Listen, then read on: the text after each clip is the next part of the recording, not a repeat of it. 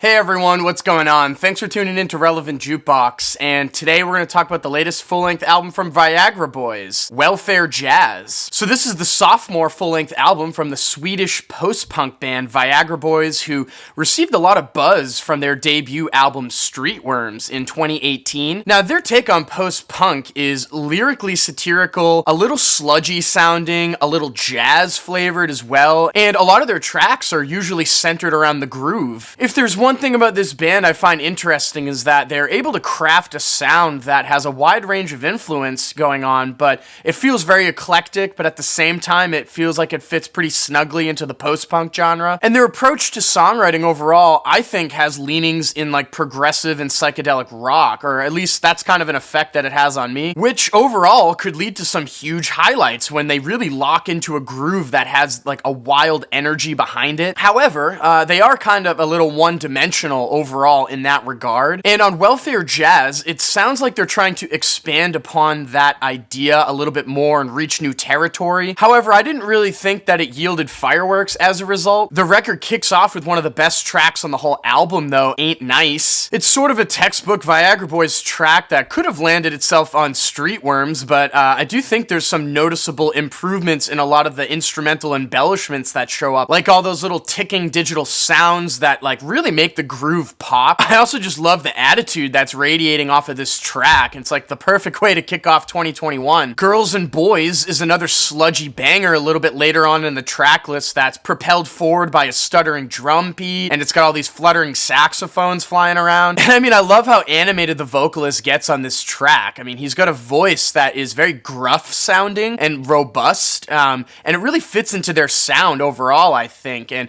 kind of reminds me at times of like Captain Beefheart. Now, outside of these cuts, the record starts to explore a little bit different territory. I actually really enjoyed the ominous and kaleidoscopic jam on the track Into the Sun. It's got this like bluesy flavor to it, and all the guitars sound like really warped and metallic, which is really cool, even though the song itself just kind of hangs in limbo. But it does lead nicely into the following track, Creatures, which was a big standout on this record for me. Lyrically, it seems like they're making a comment on the working class society as a whole, comparing them to creatures on the bottom of the sea, scraping by, grabbing little bits of metal here and there. There's a nice groove on this track too that's being led by these really gothed out synthesizers, and it has a pretty nice catchy chorus on it too. And this record closes up with a cover of John Prine's In Spite of Ourselves, which is a pretty decent rendition of the track overall, I think, and really fits into like the Viagra Boys formula. But the rest of the tracks on this record are just spread so thin that it doesn't really give me any reason to return to them. There are 3 cuts on here that are just absolute filler of 45 seconds of just meandering or like interludes that don't fit into the track list in my opinion. Secret Canine Agent just feels like a part of a track overall. Six Shooter is a pretty fiery jam, but like the band's choice to leave it as an instrumental just really makes it forgettable because it doesn't really have,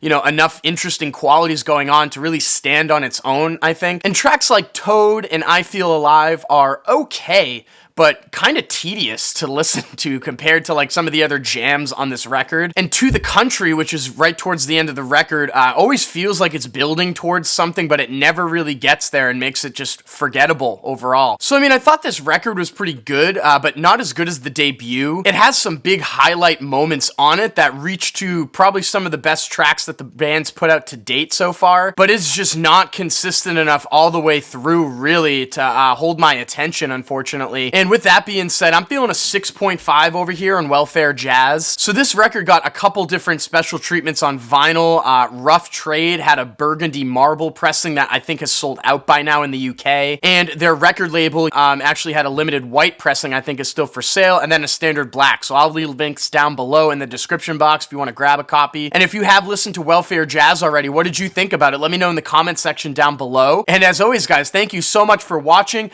Make sure to like and share, and if you want more content from me, hit the subscribe button. Peace.